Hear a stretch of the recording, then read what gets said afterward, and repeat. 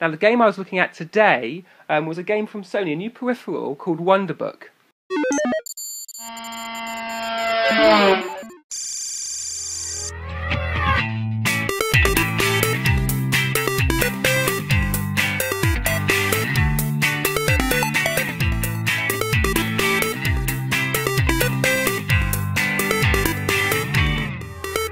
Welcome to another episode of Family Gamer TV.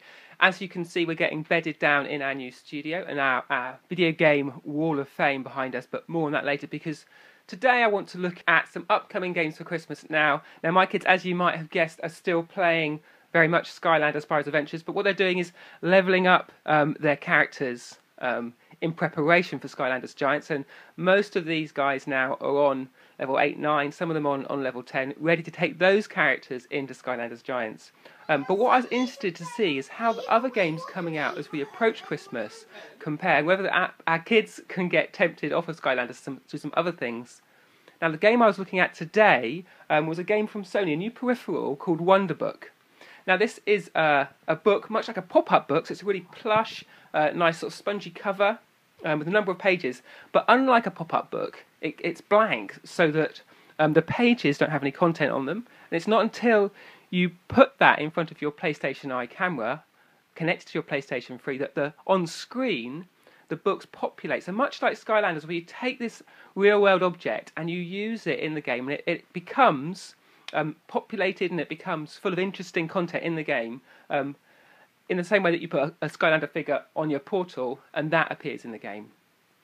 So the kids were playing Skylanders over the weekend, again levelling up those characters, and I was just interesting to see how easy it would be to tempt them away with something like this. And I was surprised at how quickly they took to this, and they really recognised that idea that this is another game that offers something quite unusual and something quite interesting, I think. So Wonderbook's the peripheral, and then for it you buy various different book experiences. Now the first of those is Book of Spells. Now this is a book that, as the fiction goes, it was found in the Hogwarts library in the Harry Potter universe, and it teaches you how to become a magician. So you interact with the book, so you open the pages, and on the screen it has all sorts of like pop-up book type experiences or bits you can interact with, and you take your PlayStation Move controller with the light up end, and this becomes your wand with this particular book, and you can interact with the book, turning pages, and then the book sort of explodes into the world around you.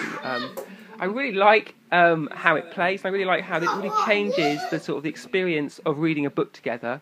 And as you can see, my youngest son was quite happy to sort of lie on the living room floor and just spend some time turning the pages, interacting, listening to the stories. And there's a whole load of content for the book written exclusively by J.K. Rowling, which is a real exclusive for PlayStation, and I think that's going to make a big difference to how popular the book is, particularly if you're a Harry Potter fan. This is a great way to find out more about the Harry Potter universe, and it lends the book a real sense of authenticity, and there's just some beautiful elements in terms of the narrative and how things unfold.